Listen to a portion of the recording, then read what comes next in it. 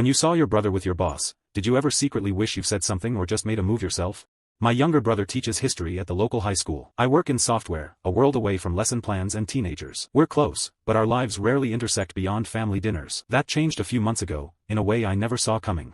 He called me one evening, sounding stressed. He told me about a student who'd been acting out in class. The student was normally well-behaved and engaged. Suddenly, they were disruptive and withdrawn. My brother tried talking to them, but the student wouldn't open up. He was worried because this student's grades were slipping. He was also concerned about their general well-being. He didn't know what to do because the student was getting worse. The student then revealed something to my brother, something about their family. He was completely blindsided by what he heard.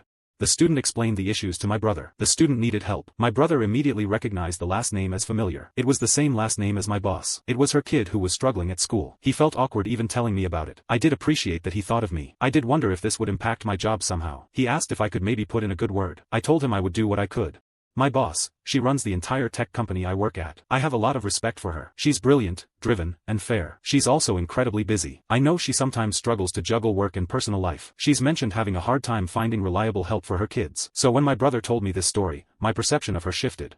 It started simply. My brother had been grading papers after class one afternoon. He found a leather-bound planner lying near one of the desks. It looked expensive, and he knew it must belong to someone important. He checked inside, hoping to find a name or contact information. The first page had a name embossed in small gold letters, the same as my boss. I took the planner from him. I didn't think much of it. It seemed like a simple mistake and I planned to return it at the first opportunity. I work in the accounting department. She is rarely ever in my area. I thought I might have to go out of my way.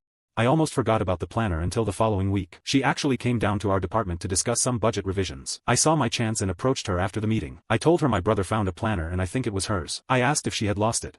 He knew she sometimes did guest lectures at the high school, something about encouraging students to pursue STEM fields. He figured she must have dropped it after one of those visits. He considered calling her office but decided it might be easier to just return it in person. He knew I worked at her company so he asked me to hand it over if I ever saw her. The next day, I saw her walking by my office. It seemed like a perfect opportunity, so I quickly grabbed the planner and stepped out. "Excuse me," I said. "I think my brother found something of yours." I didn't want to make it weird, but I wanted to return it. I also wanted to see her reaction. My brother is usually clueless about these things. I figured he probably hadn't even looked inside the planner. If he had, he definitely wouldn't have told me anything. He probably would have just made fun of me later. I decided to just hand it over with a quick explanation. I hoped she wouldn't make a big deal out of it. I hate attention.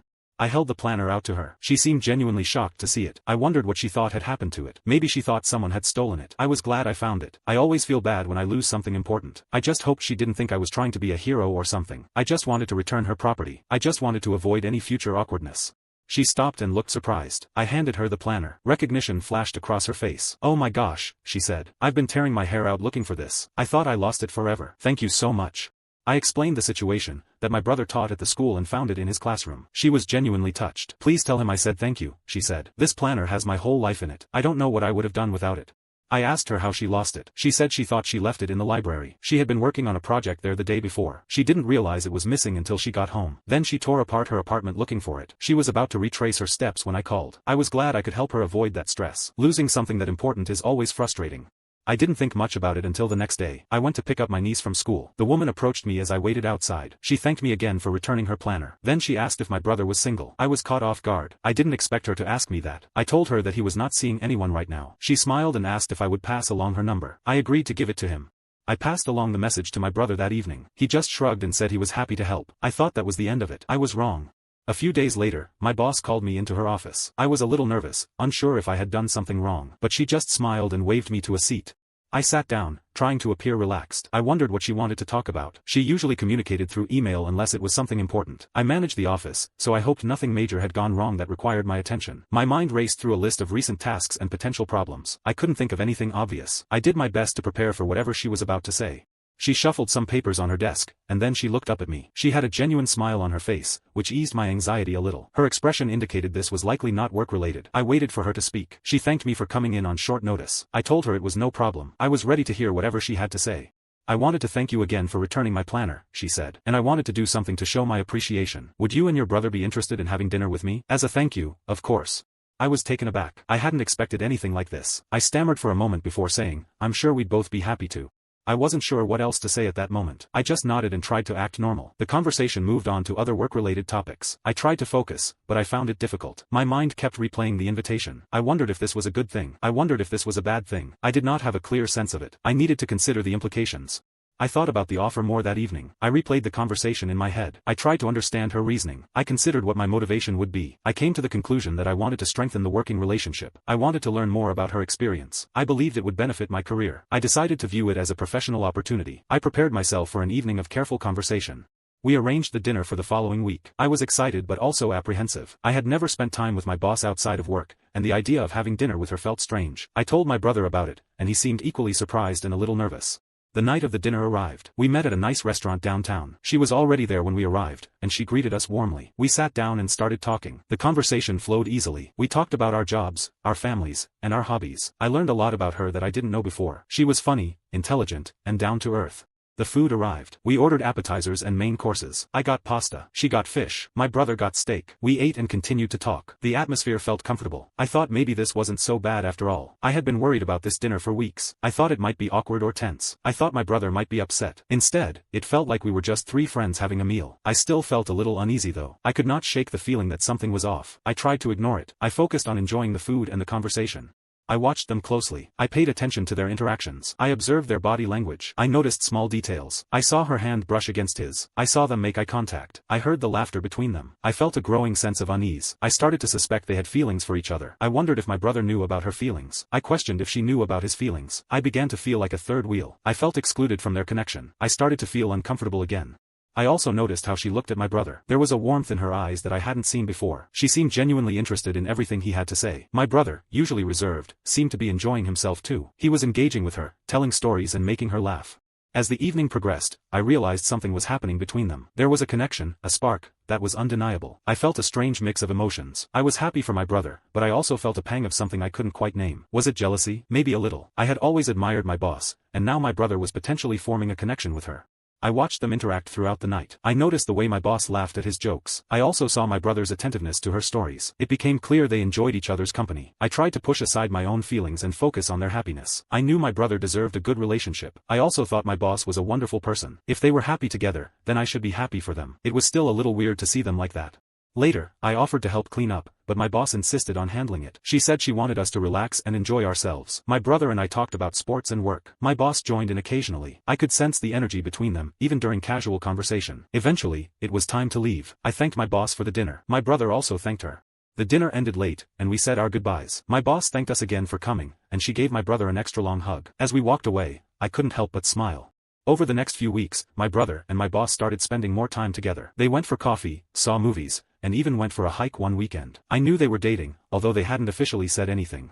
I tried not to let it bother me, but it did. My brother never told me he liked her, or that he was even interested in dating someone. I thought we told each other about that kind of thing. He knew I had a crush on her when she first started working at our company. I got over it, but it was still weird that he didn't say anything. I found out from a coworker that they were seeing each other. I didn't confront either of them. I told myself it wasn't my business. I focused on my own work, and tried to ignore their interactions. It was hard, since they were always around. I tried to be happy for them, but I mostly just felt confused. I wondered how serious it was, and if it would affect my job. I saw a noticeable change in my boss at work. She seemed happier, more relaxed. She was still driven and ambitious, but she also seemed more present, more engaged. The change was very obvious. One day, she called me into her office again. This time, she closed the door. "I wanted to talk to you about something," she said. She seemed uneasy, shifting papers on her desk. She avoided my gaze, which was unusual. Typically, she was direct, but something felt different during this conversation. I wondered if I had done something wrong without realizing it. I reviewed recent projects in my head, searching for mistakes or missteps. I didn't recall anything major, but maybe I had overlooked a detail. My anxiety began to rise as I waited for her to speak. She finally looked up. "It's come to my attention that there are some concerns about your performance." She paused. I asked her to explain the concerns. She mentioned that some team members felt I wasn't contributing equally to projects. This came as a complete shock. I always tried to pull my weight and support my colleagues. I felt hurt and confused by the accusations. I wanted to defend myself, but I decided to listen first. I braced myself. I had no idea what was coming. "I'm seeing your brother," she said, "and it's going really well." I nodded. "I figured," I said. "I'm happy for you both."